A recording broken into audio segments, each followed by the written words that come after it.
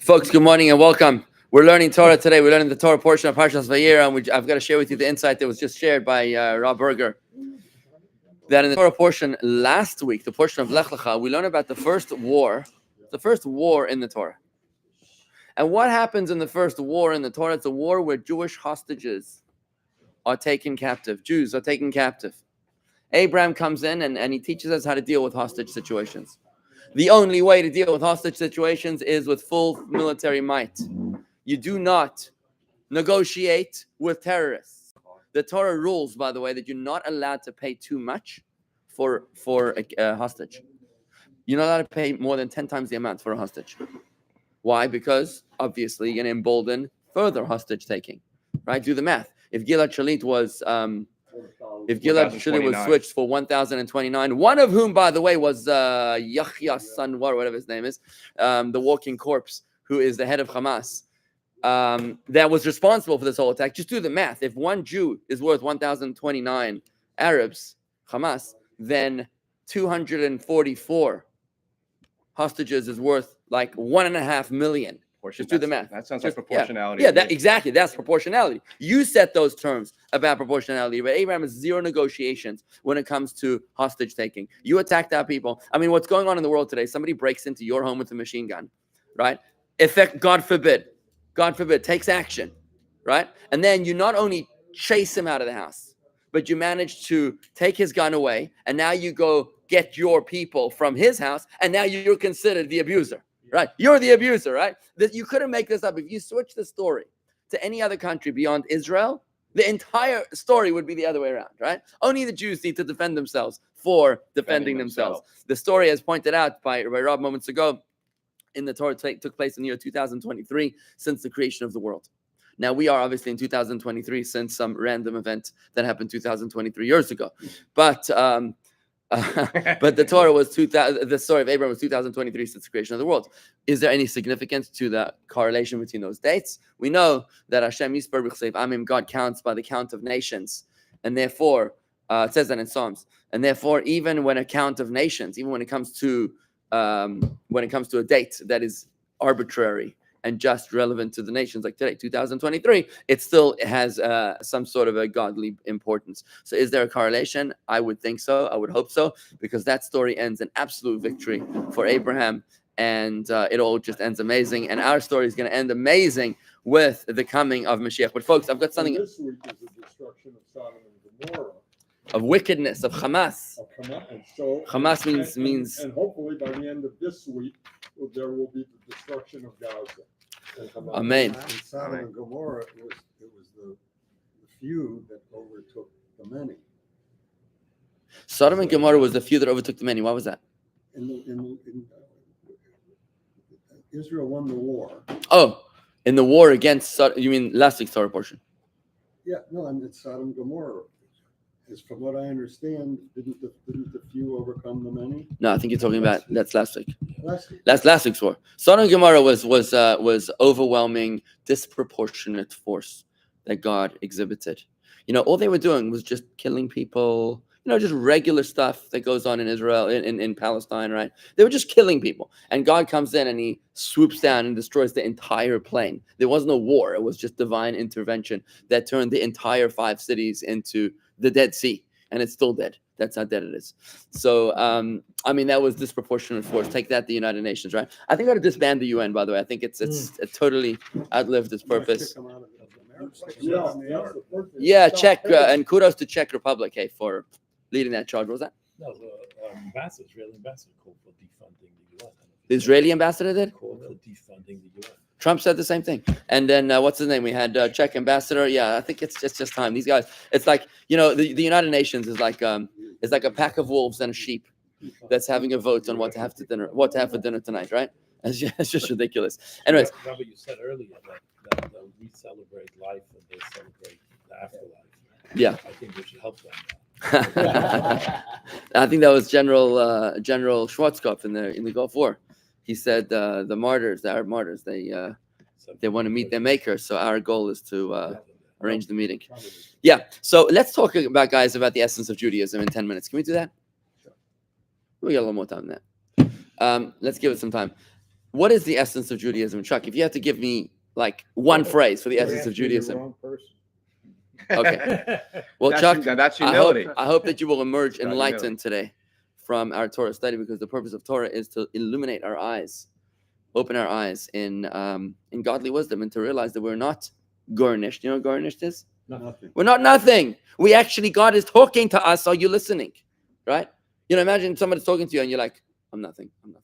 No, you're actually something. Somebody's talking to you. Listen to the message. God chose to talk to us. He wants us to hear what he's saying. He's telling us the essence of Judaism in this Torah portion. It's quite amazing. I'd like you to please turn your attention to page 100. What is? I'm getting it. Oh. I was gonna take me 10 minutes. Page 123. Page 123. It's the seventh Aliyah. It's the seventh Aliyah and one of the most enigmatic narratives of all of Torah.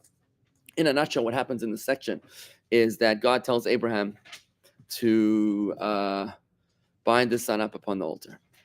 Abraham was 99 years old when he became the father of his son Yitzchak, the one that he was yearning for. Last week's Torah portion. He finally has a son. I mean, it's a big deal, you know.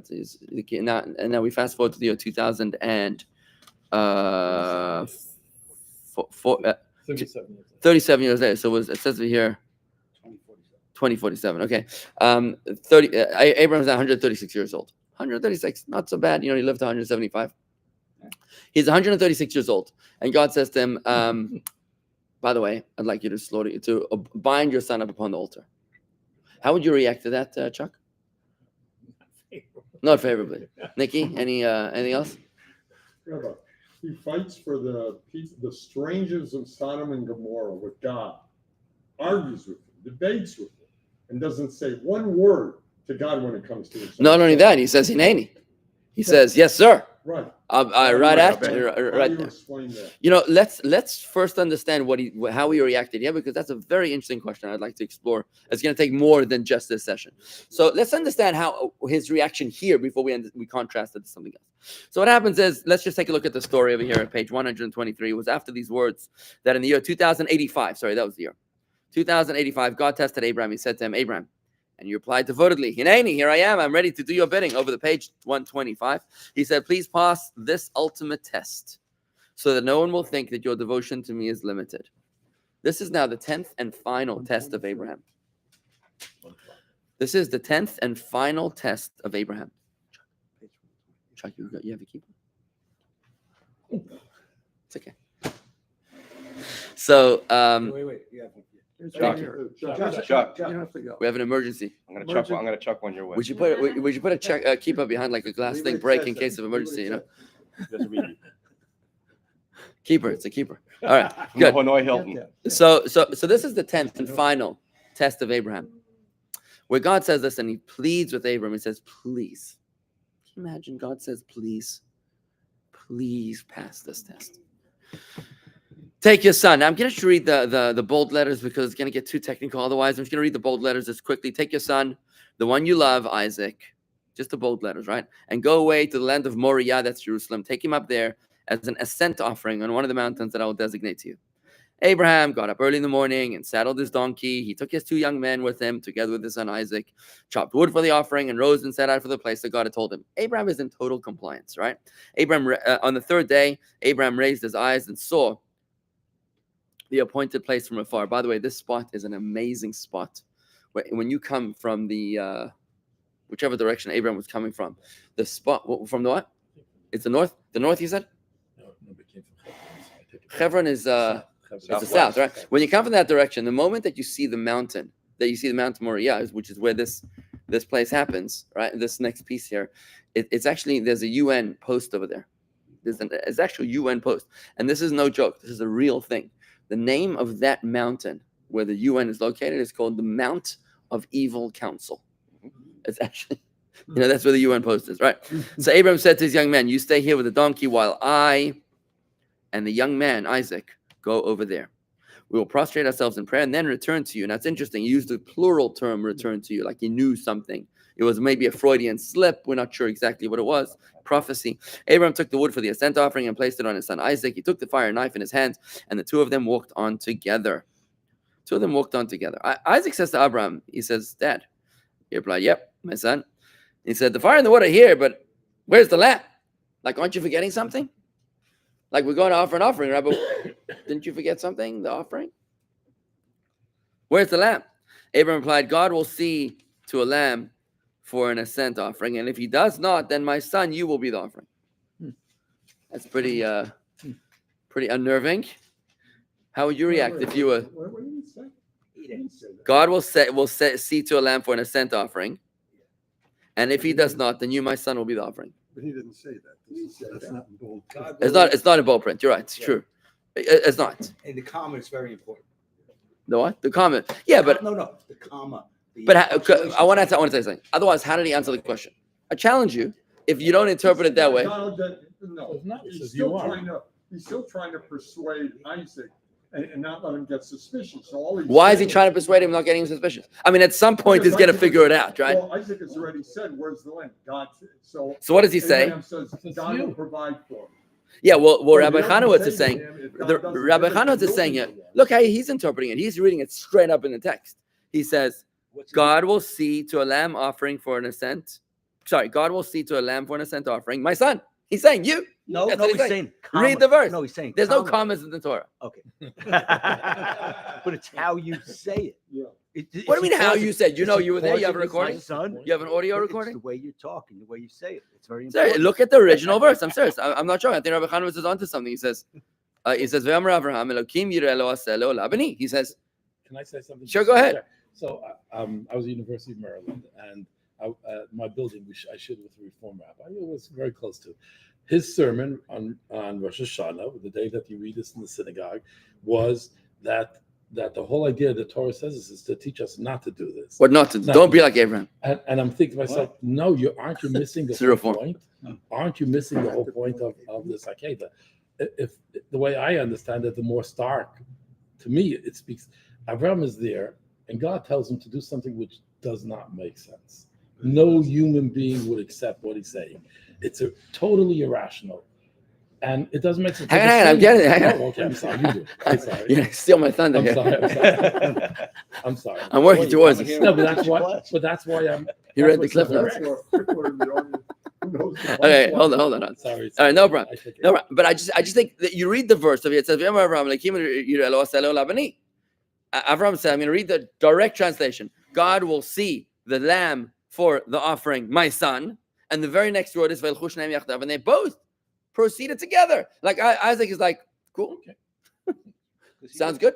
They go together. In other words, it wasn't like that. Are you sure about this? Like that? We need to talk. Can we talk about this? They go, no. They both walk together, like in stride. How old was Isaac? 36. 37 actually. It would have been 37, right? 37 years old. Okay, fine. So he was, and you read the story. Sometimes it's like, oh yeah, he was an incy wincy baby. Yeah. No, he was 37 years old. This was a man. Okay, and his father was 136, right? Okay, so they walked together, right? Let's continue the story. When they came to the place that God had told Abraham built the altar there. 127. Arranged the wood. He then bound Isaac his son, and placed him on the altar on top of the wood. Abraham stretched out his hand and took the knife to slaughter his son. An angel of God then called out to him from heaven and said, Abraham, Abraham. And he replied, Hineni. He said, do not raise your hand against the young man. Do nothing to him. For now I know that you fear God. For now I know that you fear God, since you did not withhold your son, your only son, from me. Abraham raised his eyes, caught the sight of a ram, entangled by its horns in a thicket. Abraham went, took the ram, and offered it up as an ascent offering in his son's stead. Abraham named the site, God will see, Elokim Yireh. This is the first name, the origin of the name Jerusalem. Elokim Yireh, right? Or Behar Hashem Yireh. Yireh is like Yerushalayim, right? God will see. It is said to this day, on God's mountain he can be seen. Behar Hashem Yireh. May God see, so that it be said in all generations to this day, can be Isaac's seen on the altar, God's mountain. The angel of God called to Abraham from heaven a second time. Okay, can we do one more thing? And then he said at the bottom of 127, God declares, this is the second time the angel speaks to him. By myself, I swear, because you did this thing and did not withhold your son, your only son, I will bless you, bless and greatly increase your offspring as the stars. Go to 126, middle of the page. As the stars of the sky and the sand of the seashore. Your descendants will take possession of their enemies' cities. All the nations of the world will be blessed through your descendants because you heeded my voice. Abraham returned to his young men, and together they set out and went to Beersheba. Avram remained in Beersheba. I'm going to stop over there. So now here's the question, folks. We have the story which is raising eyebrows to say the least, right? Now the Gemara tells us that the reason why God opens this whole narrative by saying, please God, please Abraham, I'd like you to acquiesce to my request, is because God says to Abraham, I'm begging you, please, to fulfill my request here, because if you don't, then people will say that all the previous 9 tests of Abraham were insincere. Only if you pass this test will people be able to say that you really are sincere. And that would be a deeper meaning when the angel says to him, now I know that you are indeed God-fearing. Now, what is it about this particular story that is more important than the other 9 tests of Abraham? Does anybody know what the 10 tests of Abraham are? I wrote about one of them in the email on Friday. The first one, it's a different opinions according to Maimonides. I wrote it according to Rabbi Ovadia Bar Tanura. But let me just give you a quick summary on the 10 tests. The first one, quick crash course on 10 tests of Abraham. First one is when he was thrown into the fiery furnace by King Nimrod. Right? Nimrod said it was a pagan king. Everyone has to bow down to me. Whoever doesn't bow down to me will be thrown into the fire. Abraham was the only one that refused. And then he was thrown into the fire. Miraculously, he survived. All right? That was the first of the 10 tests of Abraham, according to Rabbi Bar Tanura. The second one is he tells him to leave his homeland to go to the place I'll tell you. The third test is that as soon as he gets there, there's a famine and he has to leave. The fourth test is that he gets to Egypt eventually. And the customs have interesting, peculiar customs. They don't look for beef and fruits. They look for wives. So they took his wife, Sarah, and they confiscated her to Pharaoh. The fifth test was the war that we just spoke about, the war where the minority were overwhelming the majority, where he faced incredible odds in the battle. 4 kings were fighting against the 5 kings, and he comes in and he has to fight now the 4 kings by himself. He's told it was like a world war that was going on. Number 6 is what we learned last week in the covenant of the parts, when God says to him, the memo, your children will be tortured for 400 years in a foreign land. Not exactly anything which a parent wants to hear. Number 7 is God tells him to circumcise himself at the age of 99. No, was it 90 when he circumcised himself? 99, I think it was. 99. What would you do if God told you to circumcise yourself at 99? Are you kidding? I didn't think anesthetic was part of the deal. When the Russian Jews finally got out. Right. I told you a story. There was a rabbi in Chicago who used to do circumcisions, and he told me the story that there was a 50-year-old guy. He did it in the hospital. The moment he circumcised him, the guy jumped off the table, hugged him, and said, now I'm a Jew. There was a Jew in Montreal, Toronto, a few months ago. Also, in his late 90s, he did a bris. Can you imagine? A guy walked in here to show one of our members. And he says, Rabbi, you won't believe what I did today. But don't hug me. He's a Russian Jew. And I was, he really did it all the way. I was very impressed. At the Chabad that Shalom Nazik has up in Chicago. It's all Soviet Jews. And there's several of them in their 60s. And they did it, eh? Amazing. So that, my friends, is the 6th test. The 7th test of Abraham. The 7th test of Abraham. We got 2 more. Number 8 is the king of Gerar now captures Sarah, different king, in the Weekly Torah Portion, intending to confiscate her for his own wife. And number 9 is when God tells him to send away his concubine Hagar and his son Yishmael. It's the 9th test. But what's the 10th test? This is the 10th test of Abraham, where Abraham is told by God to sacrifice his dear son Isaac upon the altar. Now, why is this test different to all the other tests? This one seems to be irrational.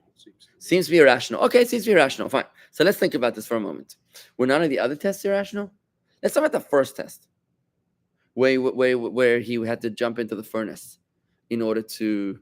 That's probably pretty rational. That's irrational. That's pretty irrational too, right? Didn't he do that on his own, or he was told, let's go ahead and do it? It was a test because listen, if you believe in God, No, I understand. So he wasn't told to do it. yeah, but a lot of the stuff he wasn't told. When he gets to the promised land and there's a famine, he wasn't told, by the way, there's going to be a famine. The test was that he wasn't told. It made it look like God was not in control. Yeah, because those others involve him. This involves his son. Every parent would sacrifice their own life for their children. Right. So It's test even did he worse. pass? So he's saying the first test, he's killing himself. That's one thing. The second test, killing his son. Right. Now you're gonna have to live with that guilt the rest of your life. I mean, that is like unthinkable. That's a very interesting difference between these two tests.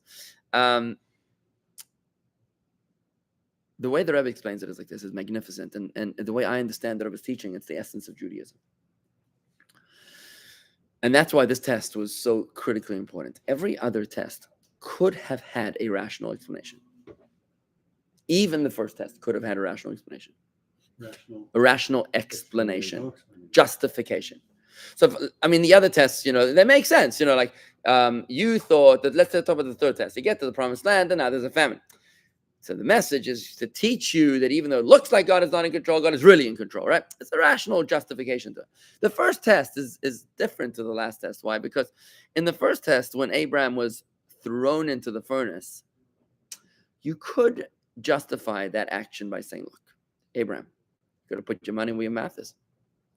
You've got a big crowd. You got the entire press corps, right? New York Times, BBC, everybody's watching this event, right?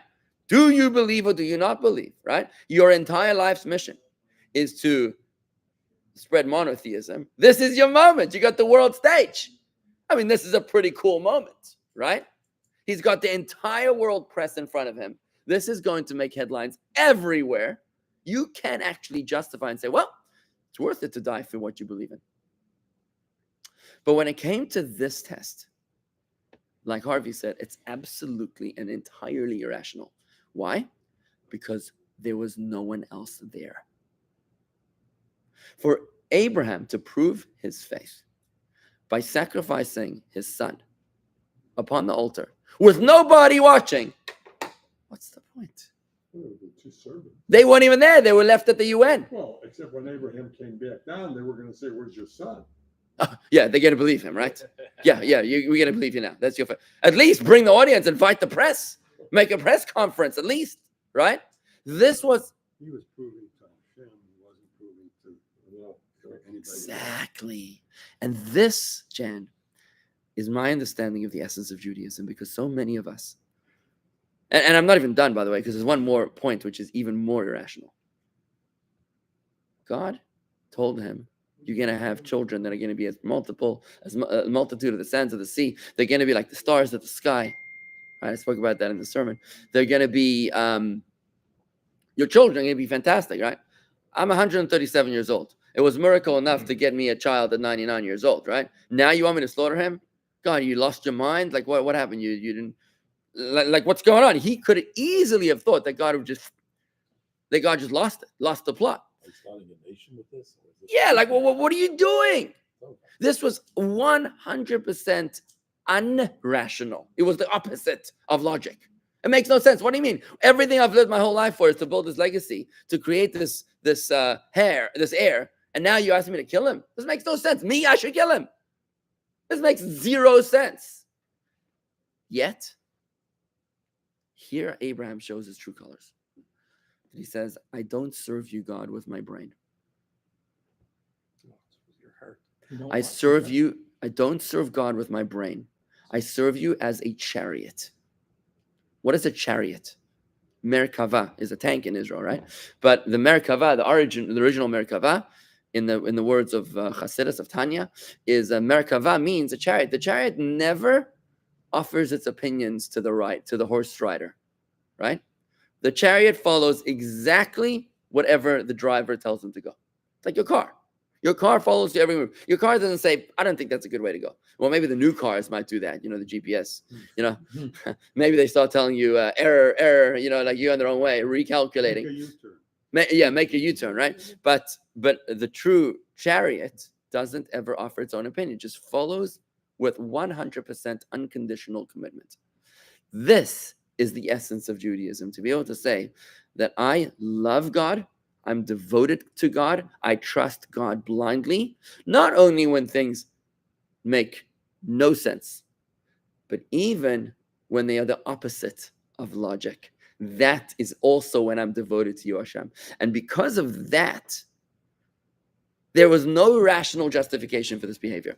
The first test of Abraham, there was rational justification. He had a press conference. He would make the headlines. Even if Abraham would have died, at least people would have seen, wow, here's a guy that's willing to die for his faith. He would have become so influential in his death far more than in his life. And you would have thought, that might have been a worthy gamble. But over here, there was absolutely nothing gained. Nobody was there. Nobody was able to see this. And with that approach, we reach a level now. I was talking to someone in the community yesterday. He was telling me he doesn't say Tehillim. He doesn't say Tehillim. Psalms. Because he doesn't stand the Psalms. He only serves God with that which he understands. With that which makes sense to him, right? So there's, by the way, a quick interruption over here. Today's Torah learning is sponsored by Vicky Friedman, in loving memory of Lauren Friedman, label Ben Avraham. Lauren Friedman was a he used to come to our services about 18 years ago, before he passed away very suddenly. About 10 years ago. May his neshama have an aliyah today on the day of his yahrzeit. So what was I saying? I'm sorry, I was distracting myself. No rationality. No rationality.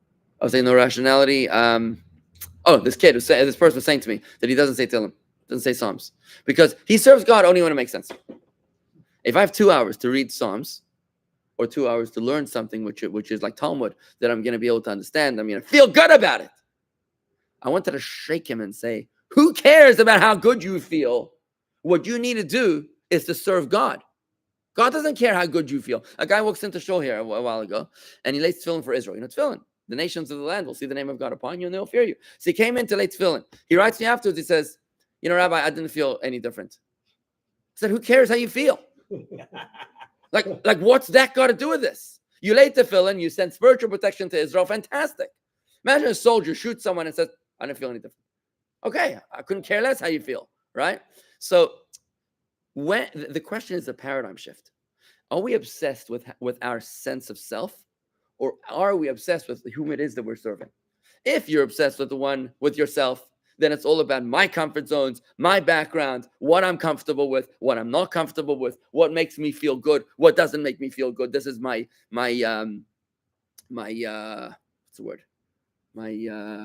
barometer for what I do and what I don't do. Rabbi, I don't like to feel. I wasn't raised that way. I'm not comfortable doing this way. I never went to Hebrew school. We never sat in a shul that was traditional, so I can't do it because it's not in my comfort zones. Who cares about your comfort zones? To be a Jew means to break free entirely. Lech lecha.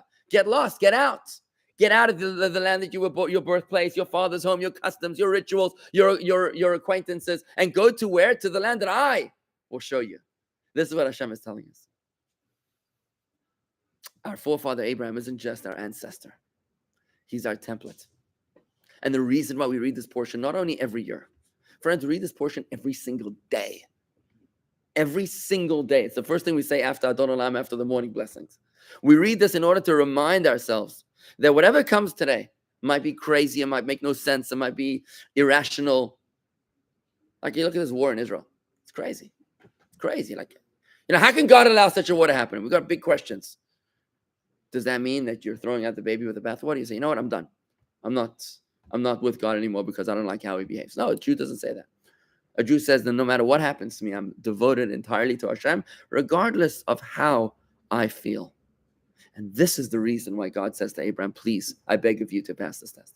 Because if you're able to pass this test, then you're able to truly identify what it means to be a Jew, to truly manifest what it means to be a Jew. Whereas other nations, they were offered the Torah. All the other nations were offered the Torah, the famous Medrash. God offered it to this nation. They want to know, what does it say? You want to give us a book? Okay, God, what does it say? It says this. Oh, we're not comfortable with that. We'll pass. And God goes to every nation, and he asks them if they want the Torah. And every nation is asking, well, what does it say in it?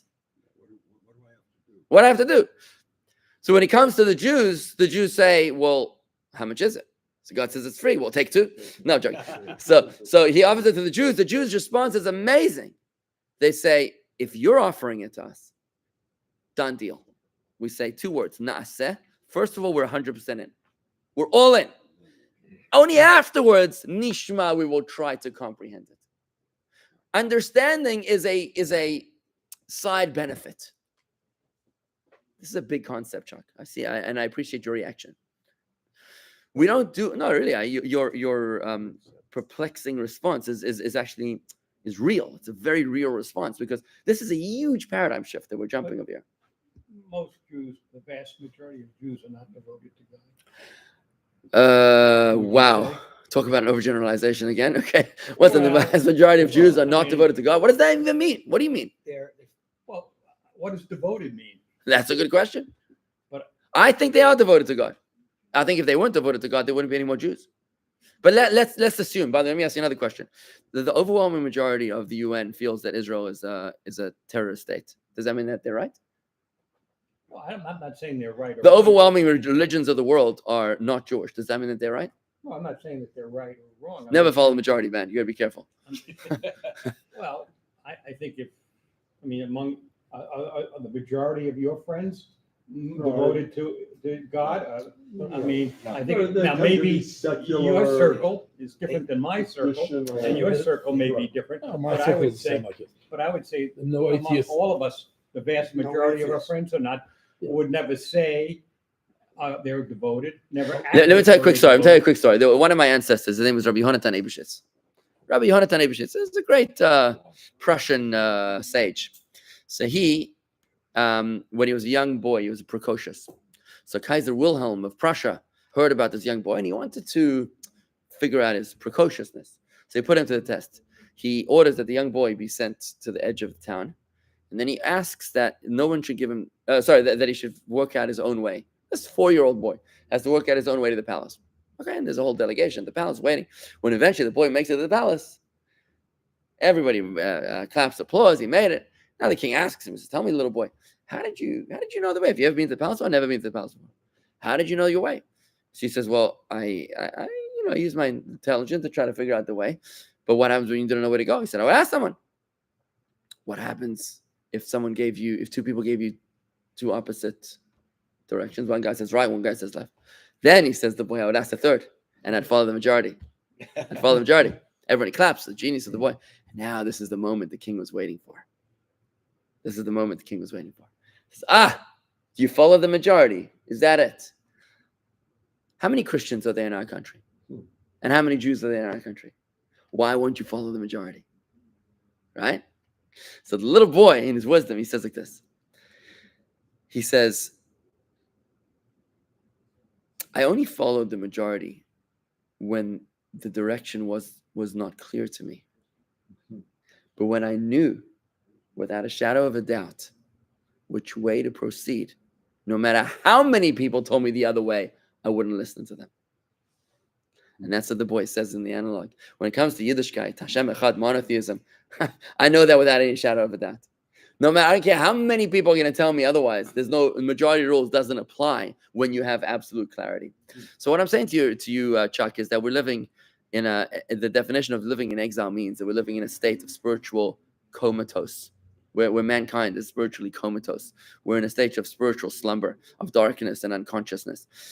Slowly, we're waking up, and thank God we're making great strides in terms of consciousness as we're racing towards the consciousness of the era of Mashiach, when the world will be filled with the glory of God, as the glory fills as the waters fill the ocean bed, to quote Isaiah. And also when the glory of God will be revealed, so that all fleshly eye will see that the word of God is spoken. We're racing towards a state of consciousness. But for the meantime, most of mankind, I agree, is unconscious. And maybe they don't realize, maybe their faith, and this is where we disagree, their faith is unconscious, but it's there.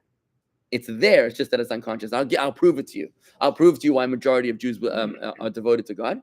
Because if you asked them if they would pledge allegiance to Jesus, what would they say? No. They'd say no. Why would they say no? Because they're Jewish, because there is a red line somewhere. That's why. There's a red line somewhere. So whilst it might not be manifest on a tangible daily level, it is certainly manifest on a subconscious level. My point is, friends, is that our takeaway here today is the reason why we learn this every single day. And before we contrast it to your question, which is fascinating, is that the way that Abraham responds when his son is, when he's asked to kill his son, he didn't realize that he was only supposed to bind him upon the altar. Right? God didn't actually ask him to slaughter his son. No, it doesn't say that. It says "V'aleyu leolah," and raise him up. Raise him up. If you read the words carefully, it says raise him up upon the altar. It doesn't say kill him. If you look at it, you take a look closely. But the point is that that to be a Jew means to be able to be devoted to God, even and especially when things do not make sense. It's an assent offer. You got to read the Hebrew. Bring Read the him Hebrew. up as an assent. Va'alei u'le'olah, raise him up, lift him up. Don't offer, bring him up as an assent. Doesn't say slaughter, doesn't say kill. So point is that so many of us, and that's the tragedy of translation, by the way. Really, that is the tragedy of translation, is that you lose the essence of the original. But how many of us are centered on intelligence, on logic? Everything is logic. At least we claim it to be logic. We serve God only when it makes sense to us. But when it doesn't make sense to us, when the kosher meat is a little more expensive, or the Jewish private school is a little too expensive, or the buying a house walking distance to the shul is too expensive, you say, I'm out. To be a Jew means to be devoted like a chariot, to be able to do what you have to do because you have to do. And I always consider it like a marriage. Like in a marriage, right? When your wife asks you to do something, you don't get into a debate about it. You just do it. Do you know what I mean? You just do it. And I learned it very early on in my marriage. I was married a few days, and my wife, she says to me, "So would you like to close the window?" I said, "No, I don't." It took me a while to realize that was not a question mark at the end of that sentence, but that was not up for discussion. That was an order. I just didn't realize it. But my point is that when we're able to adopt this approach, to realize that our commitment to Hashem is 100% through good, bad, and ugly. We're not a fair weather friend. But even when times are rough and tough and horrible and the nights are dark, it's easy to serve God in the daytime. It's much harder to serve God in the nighttime. When things are flowing and money's flowing and children are healthy and everybody's happy, it's easy to serve God. But faith begins when understanding ends.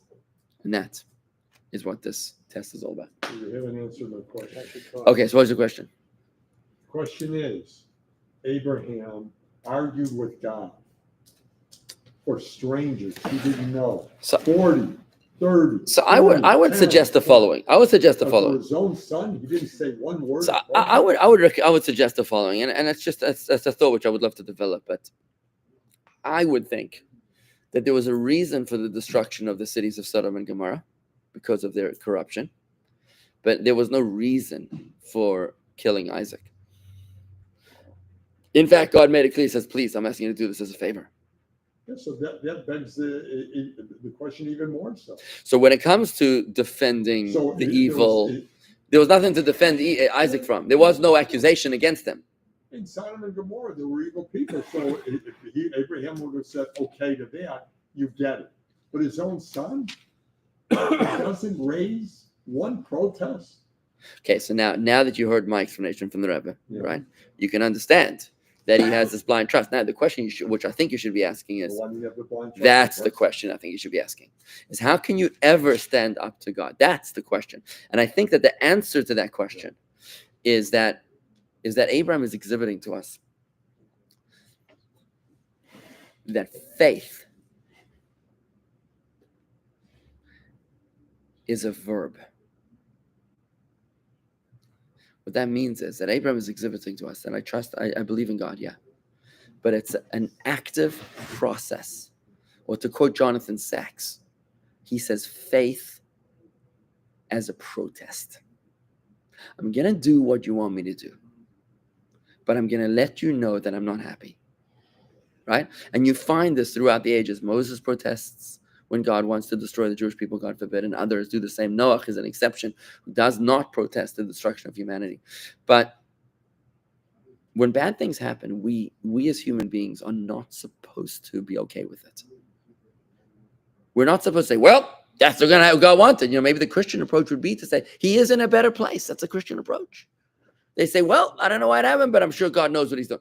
We don't take that approach. We say, God, we're furious, but we love you anyways. Like, there's that story from Elie Wiesel in Auschwitz where they put God on trial for having been responsible for war crimes against humanity in Auschwitz. God, you're the master of the universe.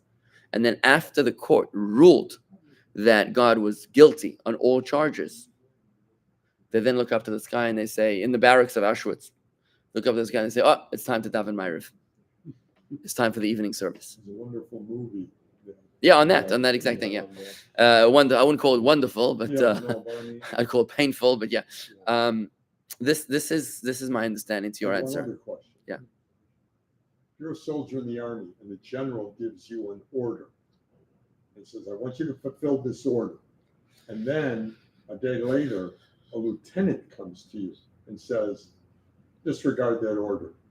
What would you do? I'd probably disregard the lieutenant. So why is Abraham listening to angels? Oh, that. Oh, I got an answer for you. Yeah. I've got an answer for you. I think I know what you think. I got an answer for you. The only way, I've heard this in the name of someone else. I don't remember who it was. The only way Good question. that we can ever justify hurting another person is only if we heard it directly from God. To save a person, I can hear it from a messenger. But to inflict harm upon another, that's going to come from the boss direct. It's interesting. But so Abraham, having gone through the 9 tests, and now he gets this from God, he has to, at that point, he has to have faith. God put me through all this. There's got to be a reason for him to want me to find my son. And I'm going to do it. He has this whole, it's like in the law, you have a series of things that happen, and now all of a sudden there's one more. I've never thought about it this way, but he has to then have had so much faith, having gone through all this other and survived. Harvey, If that's what the Master of the Universe is telling me, there's got to be a reason. I'm going to challenge you to turn, please, to page 80. I really want to challenge you right now because I'm very concerned about what you just said. Page 70. If you turn to page 70, last week's Torah portion. The opening of the last week's Torah portion. Page 70 in the Hebrew. This is the opening of the portion. It says, Vayomer, read the Hebrew. Vayomer Hashem el Avram. And Hashem says to Avram, Lech lecha, go out. Right. Out from what? Me'artzecha. And this is the Hasidic interpretation. Me'artzecha means from your desires. Means your land, but also means from your desires. U'me'meiladetcha means from those things, your birthplace, those things that you're accustomed to. U'mibeis avicha, from your father's home. Fathers are intelligence, is logic. Get out of your logical understanding. Where? To the land that I will show you. When you say the premise that there's got to be a reason, this is what that verse is negating. Get out of your father's home. But get out of your understanding. When you come into the premise, there's got to be a reason. Wrong. No, I'm not even saying it. No, then I'm not saying it was a reason. That God, It's Mavukish. God is having gone through these, which weren't, in effect, maybe there was no reason. He's saying to himself, if God's telling me this, I'm going to do it because Hashem understands. Oh, because Hashem knows. Oh, so you're agreeing with me. So it's a devotional. Yeah, it's a gotcha. devotional thing. In other words, even though if I do not begin to see a reason, I totally trust Hashem. It boils down to the gates of trust. I trust in Hashem. Because the other 9 things, there has to be a reason. Once But is I'm not gonna- happenstance, twice is coincidence, 3 times is pattern. Here you had 10. So it's not just that it happened once. There were 10 tests. I mean, at that point, how much more do you need to know that? Listen, to drive it home into our consciousness for the next 3,761 years till today, we needed at least 10 tests for us to be able to meditate on and to reflect on. It weakens the concept of blind faith. What does? If you're saying That's very good. all these other things worked out okay, When you pay $2 and you buy 1 lottery ticket, that's faith. When you spend $100 on lottery tickets, then No, I don't agree with you. One test should have been enough, right? No. Look. So what I'm saying, I thought you were saying that we had these 9 tests. They all worked out fine. I'm going to do this one too because I know it's going to work out fine. Odds are it's going to be okay. Yeah. So no, I don't think so. That weakens the. I don't think Abraham thought it was going to end well. By the way, he was kind of disappointed when you read the verse. He was kind of disappointed. The angel says, "No, don't do it." He's like, "Really? Can I at least slaughter the ram? Can I at least take some blood from him?" He was like disappointed, because Abraham was all in. What did the angel say in the Hashem, don't do it. Yeah. Yeah. But he was like, "Are you sure? Like, really? I'm ready to roll." Right? So, look, at the end of the day, for us to look back at 3,000 years of Jewish history, and for us to be able to say that every anti-Semite in history has never failed to fail, that strengthens our faith. Right? We could come in, the right way and say, "Oh, it's going to be amazing because Hashem said." Or we could say, "Listen, we can bolster our faith using facts as well." History also happens to help us as well. Right? I think it's used to bolster your faith, to support you, especially when we're a generation that's so spiritually depleted and so spiritually unconscious. We're so far removed from Mount Sinai and the Sinaitic revelation experience, is that, we need every bit of support material that we can get. So you want to see the comment here from Rocco's mom, but what if reading Tehillim and laying tefillin does make us feel good? Does that mean our ego is an issue? By the way, Rocco's mom, the family is starting tefillin now, amazing every single day. It's amazing. If it feels good, that's an added benefit, but it's not the reason why we do it. Which means, Rocco's mom, that if Andrew one day says, "I'm not feeling it anymore," that's no reason to stop. You don't do it because you feel good, and you don't stop because you don't feel the magic anymore. You do it because you're unconditionally committed. That's why. Yeah, okay, that's it. Anyways, folks, I'm going to call it a day here. Thank you very much, everybody. Now that we got the essence of Judaism, do you agree with me or not? He's got to think about it. All right. That